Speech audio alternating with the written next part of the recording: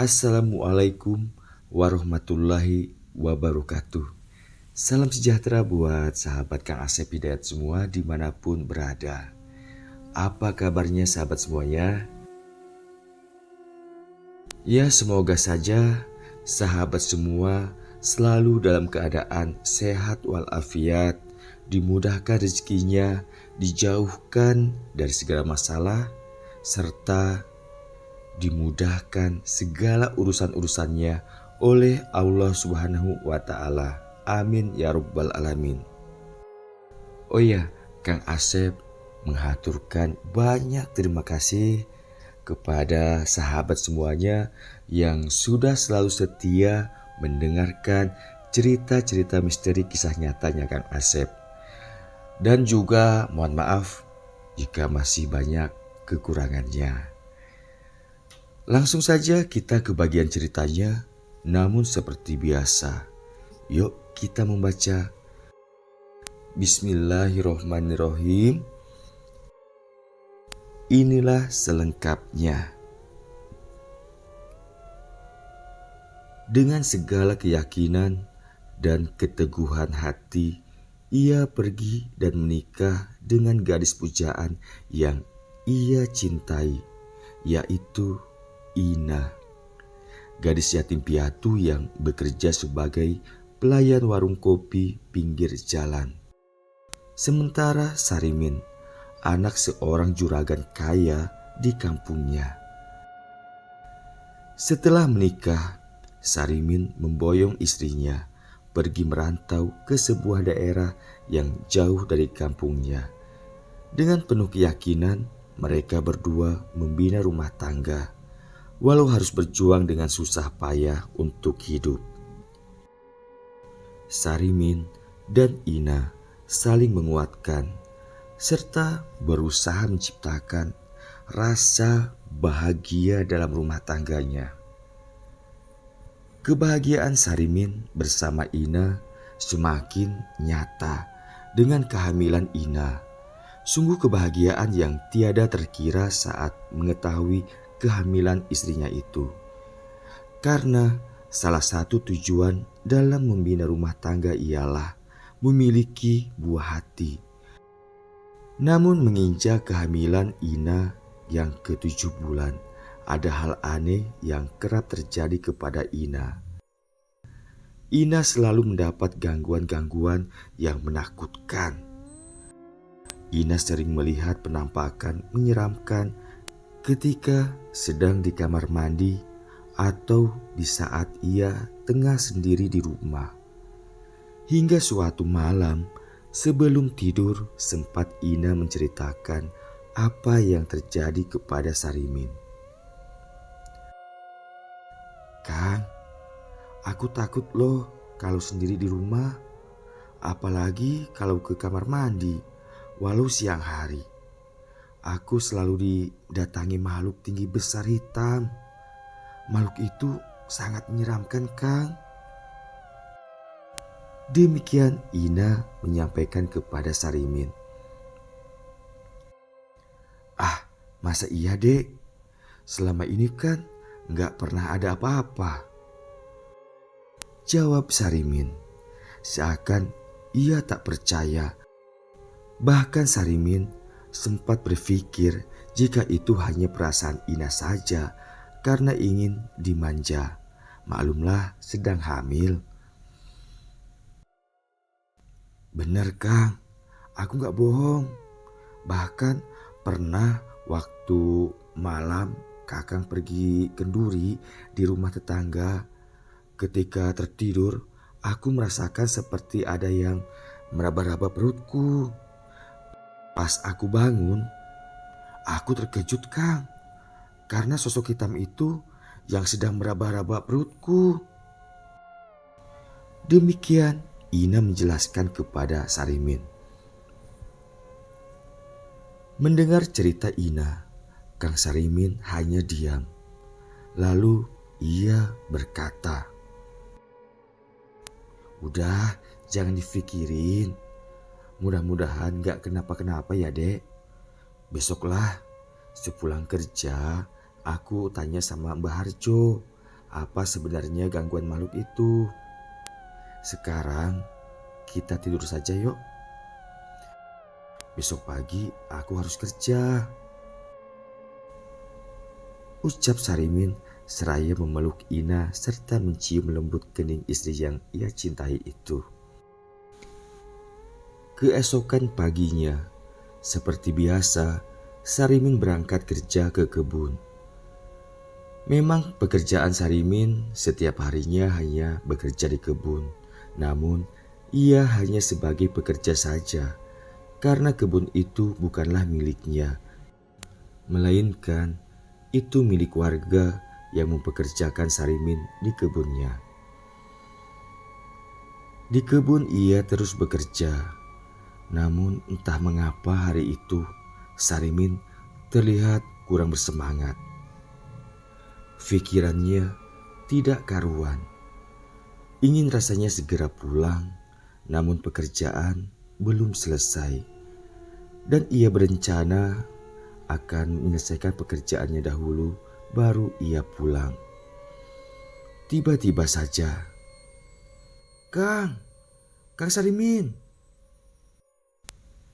Terdengar suara anak kecil memanggil.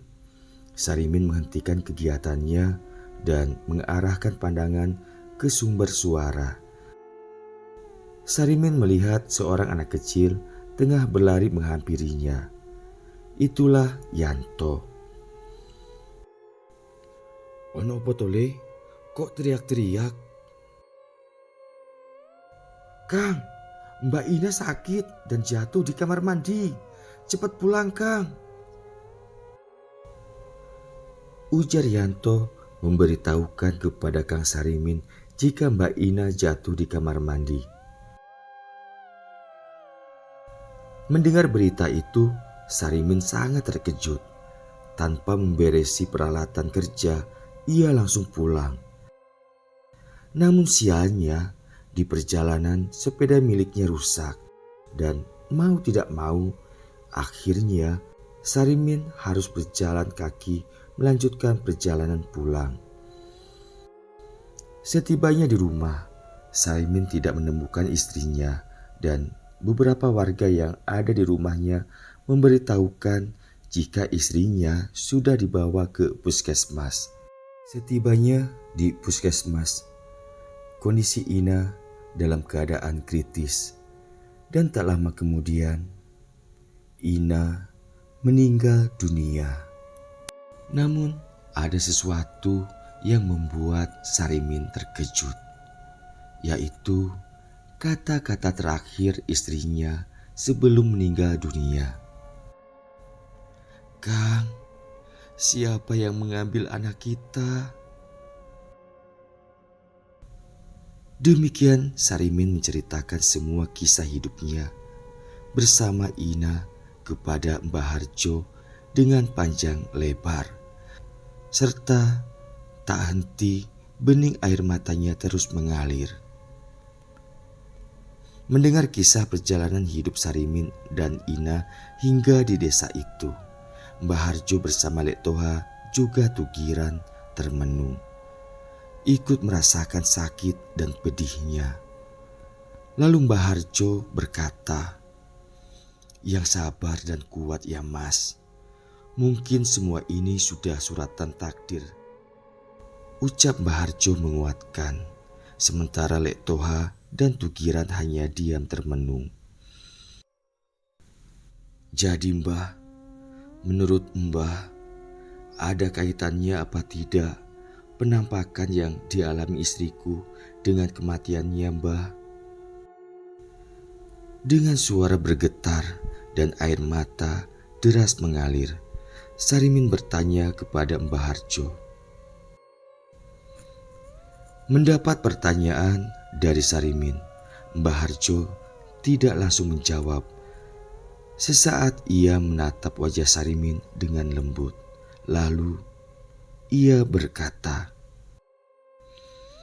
"Sebelumnya saya mau tanya lagi Mas. Setelah istrimu meninggal, kira-kira pernah dimimpikan atau bagaimana sama istrimu apa tidak?" Tanya Mbah Harjo. Iya Mbah, hampir setiap malam dia datang Mbah. Kalau datang, dia hanya diam di sudut kamar saja. Tapi dalam mimpi dia bilang kalau dia tidak ikhlas diperlakukan seperti itu. Begitu Mbah, aku tidak paham apa maksudnya. Ujar Sarimin menjelaskan yang ia alami. Mbah Harjo hanya manggut-manggut seakan tengah menelaah cerita Sarimin. Lalu dengan sangat hati-hati Mbah Harjo berbicara. Mas, sampean sudah berapa lama tidak pulang ke orang tua sampean? Aku sudah 3 tahun Mbah tidak pulang. Memangnya kenapa Mbah? Jawab dan tanya Sarimin. Begini Mas, usahakan dalam waktu dekat sampean harus pulang. Karena saya yakin jawaban pertanyaan sampean ada di sana. Jawab Mbah Harjo. Mendengar ucapan Mbah Harjo, Sarimin terlihat bingung. Namun ia tak berani untuk bertanya lagi.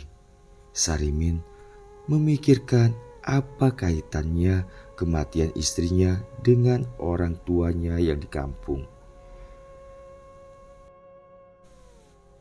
Rencananya kapan Mas Sarimin pulang ke kampung?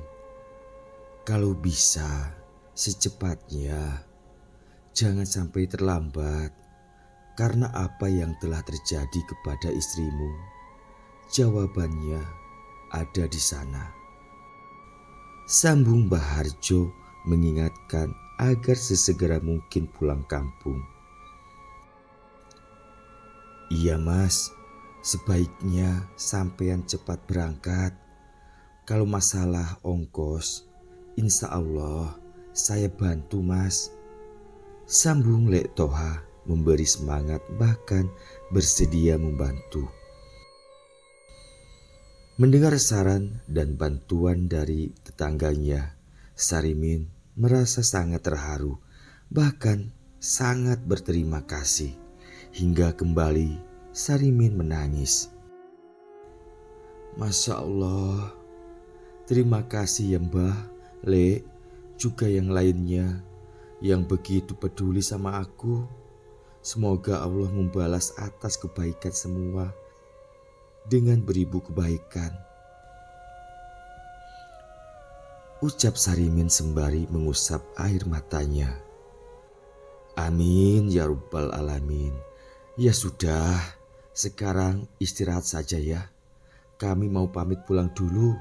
Nanti kabari ya kalau mau berangkat. Ujar Mbah Harjo sekalian pamit pulang bersama yang lainnya. Setelah semua tamu pulang, Sarimin menutup dan mengunci pintu rumahnya. Lalu ia masuk ke dalam kamar untuk istirahat. Di dalam kamar yang temaram, ia membaringkan tubuh lelahnya di atas kasur kapuk. Kedua matanya memandang ke dinding kamar, di mana tergantung baju kesayangan istrinya. Pikirannya seketika melayang entah kemana, mengenang masa indah ketika hidup bersama sang istri tercinta. Tanpa terasa kembali air matanya menetes. Teringat pula kata-kata Mbah Harjo yang mengatakan jika jawaban semua yang terjadi berada di kampungnya. Sungguh ucapan Mbah Harjo menjadi teka-teki yang sulit untuk dicerna, bahkan penuh misteri yang mengerikan. Waktu terus merangkak semakin larut, namun Sarimin belum juga dapat tidur. Hingga entah sudah jam berapa malam itu, tiba-tiba saja Sarimin mendengar suara tangis seorang perempuan.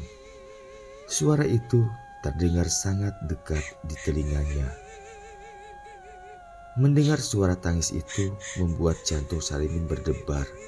Masih di posisi terbaring di atas tempat tidur, Sarimin memperjelas pendengarannya dengan cara menahan nafas sesaat. Suara tangis itu semakin jelas ia dengar, seperti memang berada di dalam kamarnya.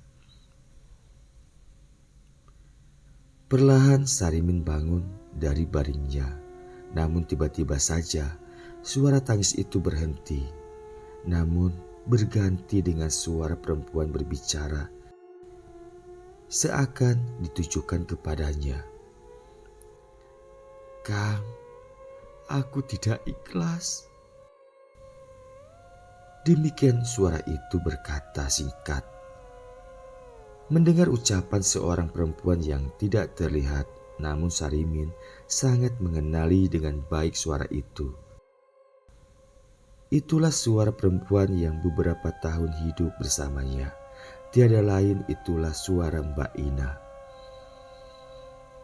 Dengan suara bergetar serta bening air mata terus mengalir dari kedua matanya, Sarimin berbicara. Dek Ina, sebenarnya adik kenapa? Mengapa adik seperti ini? Biarlah aku yang menyelesaikan apa yang belum selesai di dunia ini. Adik yang tenang saja di sana ya." Demikian ujar Sarimin lirih. Bahkan Sarimin menangis terseduh. Setelah Sarimin berkata demikian, seketika suasana sangat hening. Tidak terdengar suara tangis dan bicara Ina lagi. Bahkan suara jangkrik di luar rumah pun tidak terdengar lagi. Sarimin kembali membaringkan tubuhnya di tempat tidur dengan posisi telentang. Mungkin karena sangat kelelahan, sesaat kemudian ia tertidur dengan pulas. Langit terlihat gelap menghitam, walau saat itu tengah siang hari. Sesekali terlihat pula cahaya kilatan menyilaukan mata yang diiringi suara petir kecil, menandakan tak lama lagi akan turun hujan. Sarimin terus melangkah menelusuri jalan setapak menuju ke arah hutan. Siang itu Sarimin hendak ke hutan untuk memasang pukat burung murai batu. Setibanya di dalam hutan, sejenak Sarimin beristirahat untuk mengambil nafas setelah berjalan lumayan jauh. Suasana di dalam hutan terasa sangat gelap, mungkin karena tengah hujan deras. Di dalam hutan dengan pepohonan yang tinggi dan besar serta rapat, lumayan sedikit membuat Sarimin terlindung dari curah hujan. Karena suasana gelap, Sarimin mengeluarkan senter besar dari dalam tasnya dan menyalakannya. Dengan sebilah golok tajam tergenggam erat di tangan sebagai satu-satunya senjata untuk jaga diri, ia duduk bersandar pada sebatang pohon yang paling besar. Sesekali ia mengibaskan tangan untuk mengusir gerombolan nyamuk yang mulai mengerubunginya. Tiba-tiba saja, Kang Sarimin." Terdengar suara perempuan memanggil namanya. Sarimin terkesiap. Seketika ia berdiri dari duduknya. Sarimin mengarahkan cahaya senternya ke segala arah untuk mencari tahu di mana pemilik suara yang sangat ia kenali, yaitu suara Mbak Ina. Dengan dada berdebar serta bulu roma meremang, Sarimin mulai melangkah mengikuti arah suara yang terdengar terus-menerus. Tanpa sadar, Sarimin terus melangkah masuk lebih dalam lagi ke dalam hutan, hingga ia harus berhenti tepat di depan sebatang kayu yang berukuran sangat besar serta rimbun. Pohon itu mirip dengan pohon beringin karena akar-akarnya berjuntaian ke bagian bawah. Di bawah pohon besar itu, Sarimin melihat ada sosok perempuan dengan menggunakan pakaian terusan berwarna putih. Kedua tangannya terbuka lebar ke kiri dan ke kanan yang terikat dengan rantai besi. Demikian pula dengan kedua kakinya. Sarimin benar-benar terkejut setelah ia sorotkan cahaya senternya ke bagian sosok perempuan yang terikat di pohon besar di hadapannya. "Deina!" Demikian Sarimin tercekat. Bagaimana tidak, di dalam hutan yang gelap, ia melihat istrinya sendiri dan terikat pada sebatang pohon. Bahkan di kiri dan kanan pohon itu berdiri dua sosok makhluk mengerikan yang entah apa jenisnya, seakan tengah menjaga Ina yang tidak berdaya. Kepala Ina yang tertunduk perlahan terangkat dan memandang ke arah Sarimin. Terlihat raut wajahnya pucat pasi dengan luka lebam membiru, seperti bekas pukulan benda tumpul atau apalah. Terlihat bibirnya bergetar dan ia berkata, "Kang, aku ikhlas jika memang harus mati. Tapi aku tidak rela jika aku diperlakukan seperti ini, Kang." Demikian ucapnya, lalu ia menangis terseduh. Tanpa diduga, tiba-tiba saja kedua makhluk yang berada di kiri dan kanannya Ina menyambuki tubuh Ina dengan bergantian. Tentu saja hal itu membuat Ina menjerit dan menggeliat, merasakan sakit yang teramat sangat. Bersambung. Bagaimana kisah selanjutnya? Ikuti terus kisahnya di bagian 6. Kang Asep aturkan banyak terima kasih dan wassalamualaikum warahmatullahi wabarakatuh.